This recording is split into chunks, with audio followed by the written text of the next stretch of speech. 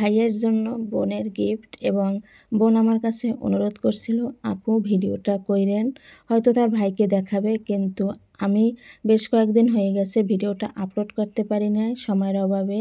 এর জন্য আমি আপুর কাছে সরি বলছি। তো আজকে আমি আপনাদের সাথে সেটাই শেয়ার করব, বোন তার ভাইকে কিভাবে গিফট দিল। আপু আমাকে ফোন দেয়, আপু ছিল রিপিট কাস্টমার একজন। এইরকম একটা কেক বানাই দেবেন এবং ভিডিও করে রাখবেন।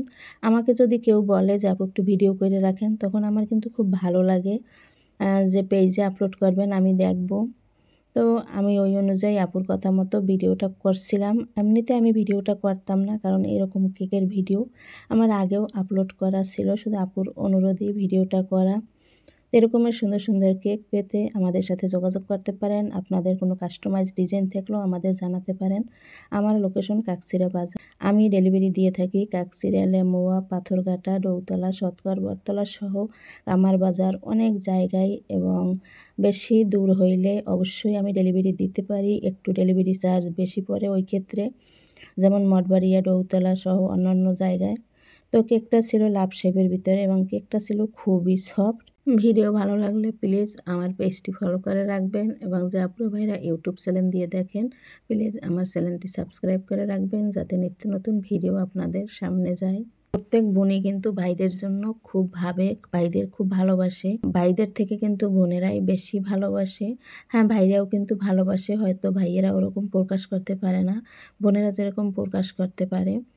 আর এই যে আমি কেকটায় ফিনিশিং দিয়ে নিচ্ছিলাম, খুব সহজেই ফিনিশিংটা দিয়েছিলাম। কেকটাও ছিল খুব সহজ ডিজাইন, এবং আপু ছিল আমার রিপিট কাস্টমার, সে আমার থেকে আরও কেক নিয়েছে আগেও, এবং রিভিউ খুব ভালো দেয় প্রতিবারই। আমার কেকের নেগেটিভ রিভিউ আসে না, তো আমার কেকে সবসময় পজিটিভ রিভিউ আসে আলহামদুলিল্লাহ। এখন পর্যন্ত ওরকমের কোনো নেগেটিভ রিভিউ আসেই।